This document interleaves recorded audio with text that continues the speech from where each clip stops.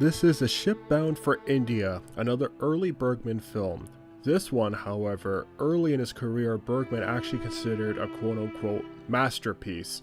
When it was asked of him to remove tons of footage, a reported 1,000 feet of footage of the film after it premiered at Cannes, he threw up his hands in the air and outright refused.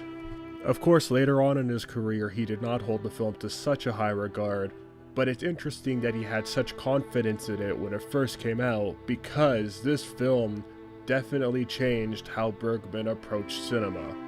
He claimed that much of this film was affected by technical personnel, including sound mixing and sound editing, camera operating, and more.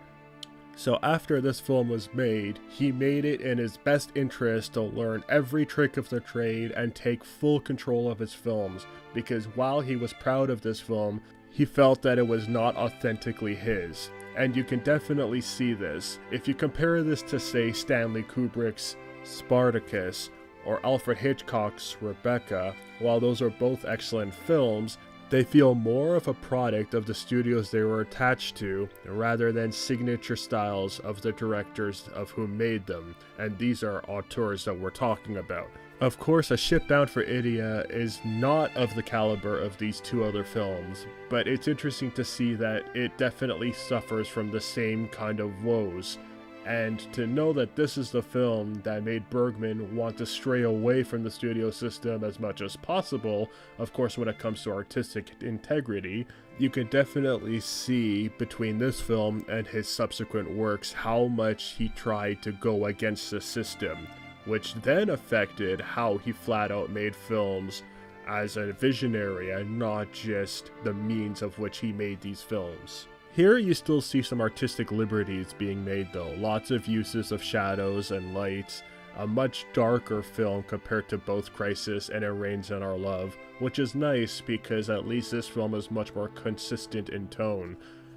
While I do love the genre bending that Ingmar Bergman does, it's great to see that at least he's trying something a little bit more solid early on in his career. Having said that, the film is still kind of just okay when it comes to telling a story. It's way more straightforward than It Rains on Our Love when it comes to getting to the emotional core of these characters, and it's way more straightforward than Crisis when it comes to just flat out telling a story. That doesn't save it from being a mediocre film though. It still is very much entrapped within its own woes and its own cynical despair without giving you a chance to take a part in it or see how it affects the world around you. Nonetheless, we continue with some Bergman themes here, including an overpowering father figure, a sympathetic mother figure, and a love connection that may not be orthodox to the real world, but works in the minds of one's fantasy.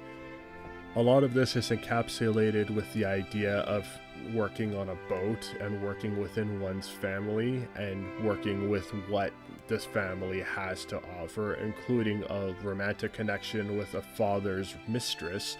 So you can see Bergman flexing his muscles when it comes to creating a world, which is the best that he's done so far out of his first 3 films. But as we know with his works, he can definitely do much better.